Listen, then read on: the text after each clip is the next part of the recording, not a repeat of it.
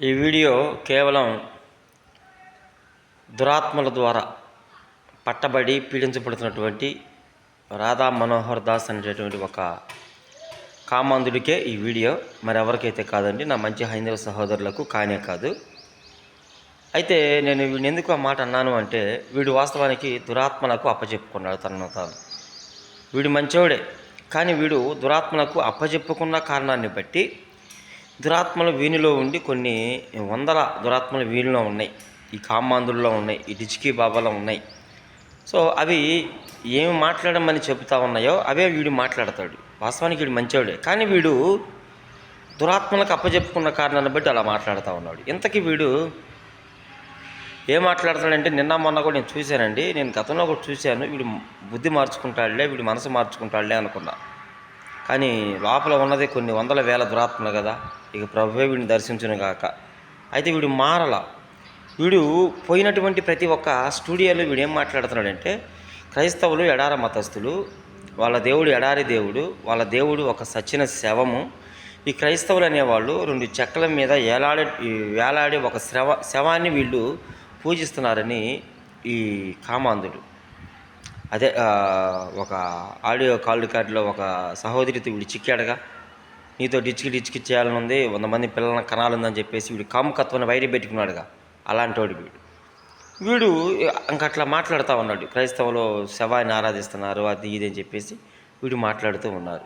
నేను ముందే చెప్పానండి, ఈ వీడియో వాడికే, కేవలం నా మంచి హైందవ సహోదరులకు, మరి సత్యాన్ని వెంబడించి నిజమైన దేవుణ్ణి తెలుసుకుంటున్నటువంటి హైందవ సహోదరులకు కాదు. ఇది కేవలం వాడికే. ఇది వాడిని స్టూడియోలో కూర్చోబెట్టి మాట్లాడిస్తున్నటువంటి కొంతమంది యాంకర్లకు ఈ వీడియో. అయితే నేను అంటాను, అరే రాధా మనోహర్ దాస్, అరే సన్నాసి, నువ్వు సన్యాసివి కాదు, నువ్వు సన్నాసివి. అయితే నేను నీతో ఒక మాట చెప్తాను. అసలు ముందు శవానికి అర్థం తెలుసుకోరా నువ్వు. శవం అనే దానికి ముందు ఫుల్ మీనింగ్ తెలుసుకో. వాస్తవానికి నువ్వు యేసు ప్రభుని శవం అంటున్నావు. నేటి వరకు ఆయన యొక్క డెడ్ బాడీ ఆ సమాధిలో లేదు. ఆ విషయం నీకు తెలుసు, ఆ నీలో ఉన్న దురాత్మలను ఆ విషయాన్ని పలకనివ్వట్లా, యేసు ప్రభులోనికి రానివ్వట్లా ఆ దురాత్మలు. అయితే ముందు నువ్వు తెలుసుకోరా, శవానికి మీనింగ్ తెలుసుకో. ఏంటంటే శవానికి 2 కళ్ళు ఉంటాయి కానీ చూడలేదు. శవానికి నోరు ఉంటుంది కానీ మాట్లాడలేదు.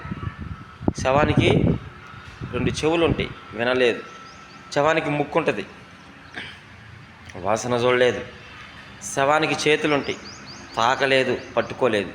శవానికి కాళ్ళు ఉంటాయి, పరిగెత్తలేదు, నడవలేదు. అర్థమవుతుందా? ఇప్పుడు యేసుప్రభు డెడ్ బాడీ అంటున్నావు. ఆల్రెడీ ఆయన చెప్పినట్టే చనిపోయి తిరిగి 3వ దినాన లేచాడమని మేము నమ్ముతున్నాము. బైబిల్ కూడా నమ్ముతూ ఉంది. బైబిల్లో ఉన్న లేఖలు మేము నమ్ముతున్నాం. ఆయన ఎప్పుడు పరలోకానికి వెళ్ళాడని మేము నమ్ముతున్నాం. ఆయన ఎట్లే శవం అవుతాడరా? అరవడా? నిజంగా అరవడివి కాకపోతే, సన్నాసివి కాకపోతే, కామాంధుడివి కాకపోతే, దురాత్మలకి అప్పగించుకున్నవాడివి కాకపోతే ఇలాంటి మాటలు మాట్లాడవరు నువ్వు. ఆయన ఎప్పుడో తిరిగి లేచాడు, మహిమ శరీరంతో పరలోకానికి వెళ్ళాడు, మరలా రాబోతున్నాడు. ఆయన ఎట్లా శవం అవుతాడరా? ఇప్పుడు నువ్వు ఎవరిని ఆరాధిస్తున్నావో నేను శవానికి కొన్ని అర్థాలు చెప్పా. ఆ లక్షణాలు ఎవరిలో ఉన్నాయో ఇంక నేను నీకే వదిలేస్తున్నాను రా. ఆ లక్షణాలు ఎవరిలో అయితే ఉన్నాయో వాళ్ళే శవాలు. ఆ లక్షణాలు కలిగిన వాళ్ళే శవాలు. ఏమండి, శవాన్ని 4 వ్యక్తులు మొయ్యాలి, అవునా కదా? శవం ఉన్న చోటనే ఉంటుంది.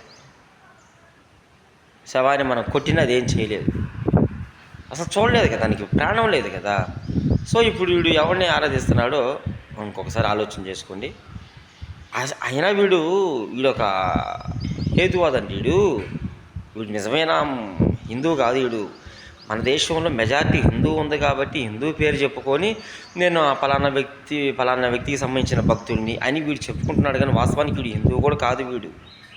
వీడు హిందువులు, ముస్లిమ్స్, జైనులు, క్రైస్తవుల మధ్య వీడు చుచ్చు పెట్టడానికి వచ్చినటువంటి ఒక వీడు మతోన్మాద అనమాట. వీడు ఒక మతోన్మాద అనమాట. పాస్టర్లను కాదు తరిమి కొట్టాల్సిన పాకిస్తాన్కి, అమెరికాకి నిన్ను కొట్టాలి. నా మంచి హైందవ సహోదరులు, ఇలాంటి వాడిని మీరు టాలరేట్ చేయొద్దు, ఇలాంటి వాడిని మీరు బుద్ధి చెప్పాలని మీ అందరికీ ప్రేమపూర్వకంగా తెలియజేస్తూ నేను ఈ వీడియో ముగిస్తున్నా.